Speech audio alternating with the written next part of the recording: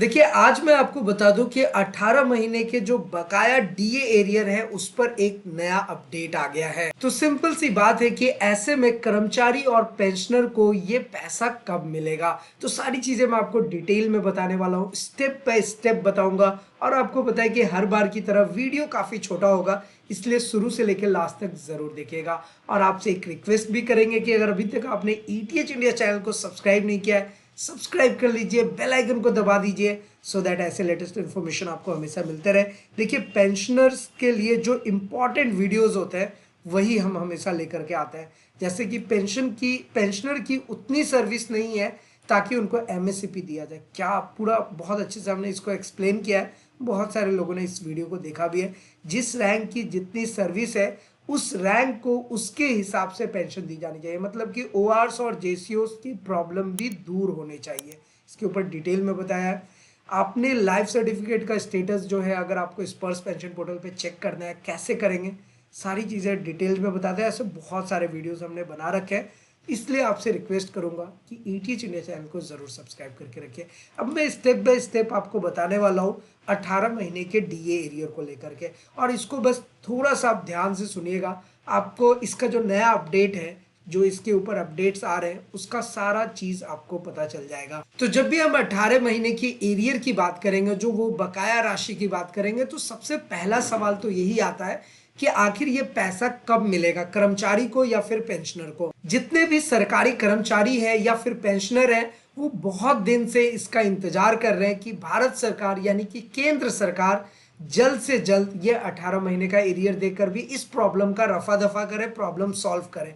But ये बात भी बिल्कुल सही है कि भारत सरकार की तरफ से, सेंट्रल गवर्नमेंट ऑफ इंडिया की तरफ से अभी इसके ऊपर कोई भी स्टेप नहीं लिया गया है। लेकिन पॉजिटिव बात यह है कि ये जो नया साल आ गया है 2025 का, इसमें हम लोगों को पॉजिटिव आउटकम देखने को मिल सकता है, क्योंकि एक छोटा सा कैबिनेट मीटिंग हुआ था बहुत ही कम समय के लिए, और उसमें इसके ऊपर सकारात्मक रूप से यानी कि पॉजिटिव तरीके से बात हुई है। तो मे भी ऐसा है कि ये हम लोगों को देखने को मिल सकता है, तो इसलिए आशा ये है कि ये हमें मिलेगा। और ये जो हम लोग 18 महीने डीए एरियर और ऐसे बहुत सारे वीडियोस आते हैं, ये बेसिकली किसके ऊपर है? ये वही आपका एरियर है बकाया, जो कोरोना के टाइम पर रोक लिया गया था। वैसे आज के टाइम पर देखेंगे, अब जब चूंकि अब नया साल आ गया है, तो अभी के टाइम पर इसके ऊपर जो कोरोना के टाइम रोका हुआ 18 महीने का एरियर है, इसके ऊपर बहुत सारी चर्चाएं हो रही है, बहुत चर्चा तेज हो गई है। अब अपडेट क्या आता है वो तो हम आपको बताएंगे ही। अब देखिए, हम कोरोना काल की बात कर रहे हैं, तो ये साल 2020 की बात हो रही है, मतलब कि उस टाइम पर सच में मतलब सारे देश, वैसे तो दुनिया भर के सारे देश आर्थिक संकट से गुजर रहे थे, तो उसमें अपना भारत भी आर्थिक संकट से गुजर रहा था। और यही रीजन है कि भारत सरकार ने ये एरियर हम लोगों को नहीं प्रोवाइड कराया। मतलब भारत सरकार ने अपने तरीके से ये क्लियरली नहीं बोला है कि हम देंगे ही नहीं। हाँ, उस टाइम का जो डीए एरियर था उस पे पोस्टपोन कर दिया था, उस टाइम के लिए वहां पर स्थगित कर दिया गया था। अब ये माना जा रहा है कि जो नया साल है 2025 का, इसमें ये एरियर दिया जा सकता है, क्योंकि बहुत सारे संगठन ऐसे हैं जो इसके ऊपर काम कर रहे हैं। और देखिए, जो एक्स सर्विसमैन वेलफेयर ऑर्गेनाइजेशन है हर स्टेट्स में है, और हमारे साथ जो लोग व्हाट्सएप पे या टेलीग्राम चैनल पे जुड़े हुए हैं, उसका लिंक मैं आपको नीचे डिस्क्रिप्शन में दे ही देता हूँ। उस ग्रुप में भी हम आपको बताते हैं कि आप जिस भी स्टेट से बिलोंग करते हैं, वहां पर आप एक्स सर्विसमैन वेलफेयर ऑर्गेनाइजेशन से जुड़ सकते हैं, क्योंकि वो फ्री ऑफ कॉस्ट में आपको, अगर पेंशन से रिलेटेड कोई प्रॉब्लम आप फेस कर रहे हैं, तो वो सच में बहुत अच्छे से आपकी हेल्प करते हैं, गाइडेंस देते हैं कि किस तरीके से आप अपने प्रॉब्लम का शॉर्ट आउट कर सकते हैं। इवन एमएससीपी को लेकर के, या फिर आपका पेंशन रुक गया किसी कारण की वजह से, तो उन सब में वो आपको गाइड करेंगे। इसलिए जो एक्स सर्विसमैन वेलफेयर ऑर्गेनाइजेशन है, ये संगठन अब इस चीज की मांग जो है वो तेजी से बढ़ा दिया है उन लोगों ने। अच्छा देखिए, थोड़ा आगे बढ़ने से पहले मैं आपको बता दूं कि स्पर्श पेंशन पोर्टल का अपडेट क्या है। कि जैसे आप स्पर्श पेंशन पोर्टल ओपन करते हैं, तो यहाँ से आप अपना लाइफ सर्टिफिकेट, माइग्रेशन स्टेटस, ये सब चीजें देख सकते हैं। ये आपको ऑलरेडी पता है।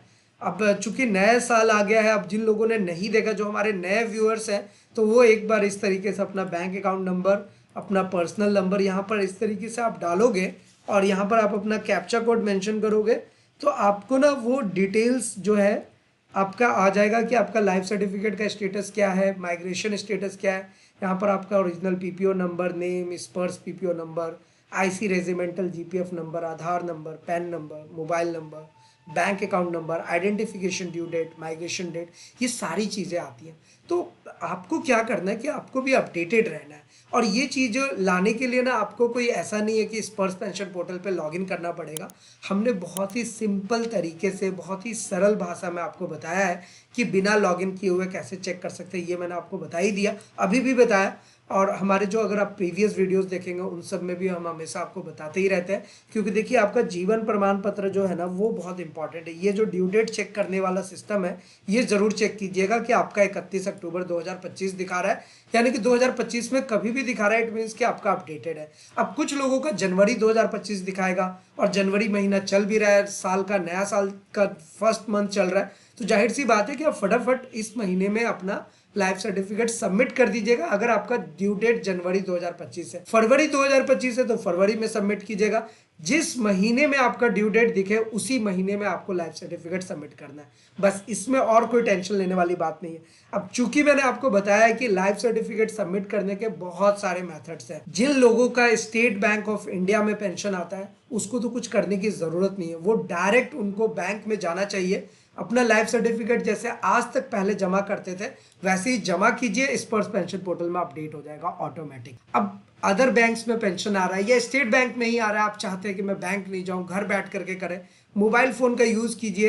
एक वेबसाइट है jivanpraman.gov.in, इसके बारे में भी देखिए मैंने बहुत सारे वीडियोस आपको बनाए, यही है ये वेबसाइट। आप जैसे ही ओपन करोगे जीवन प्रमाण का, यहाँ पे डाउनलोड का ऑप्शन आता है। अब इस डाउनलोड वाले ऑप्शन पे जाइएगा, ईमेल और कैप्चा कोड दीजिएगा, आपका वो डाउनलोड हो जाएगा। फाइल को डाउनलोड करके अपने मोबाइल फोन से आईज को ब्लिंक करके, आपके आईरिस से, बिना किसी बायोमेट्रिक डिवाइस के आपका जीवन प्रमाण पत्र सबमिट हो जाता है। इन चीजों को जरूर ध्यान रखिए।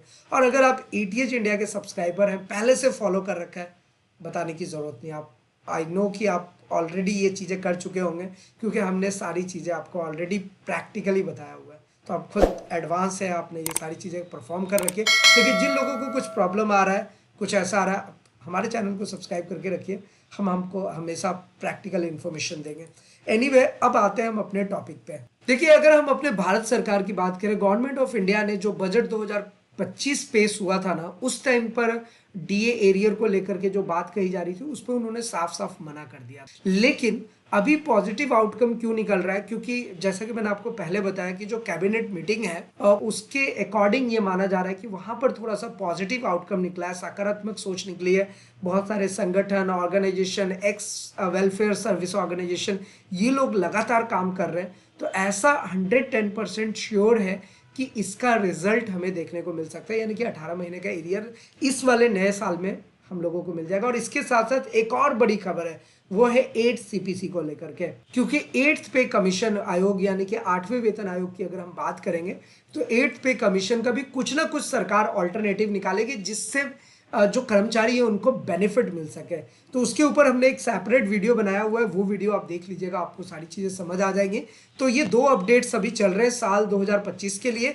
एक तो आपका 18 महीने का बकाया राशि डीए एरियर वाला, जो कोरोना के टाइम का है, और ये कोरोना के टाइम का कब का है आपको पता है ना, जनवरी 2020, फिर जुलाई 2020 और फिर जनवरी 2021। अब यहाँ पर भी एक टर्म्स है, इस चीज को समझ लीजिए। दो अपडेट्स जैसा मैं आपको बता रहा हूँ, 18 मंथ्स का डीए एरियर, और दूसरा अपडेट हमारा क्या है, वो है हमारा 8th पे कमीशन को लेकर, 8वें वेतन आयोग को लेकर। लेकिन चूंकि आज का टॉपिक हम कवर कर रहे हैं 18 मंथ्स डीए एरियर को लेकर के, तो 18 महीने के डीए एरियर में क्या अपडेट है? वो अपडेट ये है कि जो जनवरी 2020, फिर जुलाई 2020 और फिर जनवरी 2021, ये तीन टर्म्स के जो हमारे एरियर थे, 6, 12 और 18 महीने का एरियर इसीलिए बोला जाता है। और मैं इसीलिए आपको एकदम सरल तरीके से बता रहा हूँ। तो ये 18 मंथ्स का जो एरियर है ना, ये जो हम लोगों का रोक लिया गया है, ये मे भी ऐसा है कि मिल सकता है। हालांकि कुछ पेंशनर्स जो है वो ग्रेजुएटी और लीव इनकैशमेंट की बात करते हैं, तो भैया मेरे ग्रेजुएटी और लीव इनकेसमेंट इस टाइम का ऑलरेडी हम सबको मिल चुका है। तो उसके लिए ऐसा नहीं है कि 18 मंथ्स का एरियर रुक गया तो ग्रेजुएटी और लीव इनकैशमेंट भी हम लोगों को नहीं मिला, नहीं, वो मिला हुआ है। सिर्फ रुका क्या है, वो है 18 मंथ्स का डी एरियर, जो कि ऐसा उम्मीद किया जा रहा है कि जनवरी तो नहीं लेकिन फरवरी तक कुछ अच्छा अपडेट जरूर सुनने को मिलेगा। तो चलिए उम्मीद करते हैं कि कुछ अच्छा अपडेट यहां से निकल कर के आए। वैसे आपको क्या लगता है इस टॉपिक पे? आपको क्या लगता है सरकार क्या कर रही है? सरकार सो रही है या फिर कुछ काम करना चाहती है, आप अपने राय, अपने एडवाइस हमारे साथ नीचे कमेंट करके ज़रूर बताइएगा। और देखिए, हमेशा से मेरी तो यही कोशिश है कि आपके साथ सही और सटीक जानकारी शेयर करूं बहुत ही कम समय में, ताकि आपका टाइम भी बर्बाद ना हो और इन्फॉर्मेशन भी सही और सटीक रहे। तो फिलहाल यही दो अपडेट्स हैं, 18 मंथ्स का और 8 CPC का।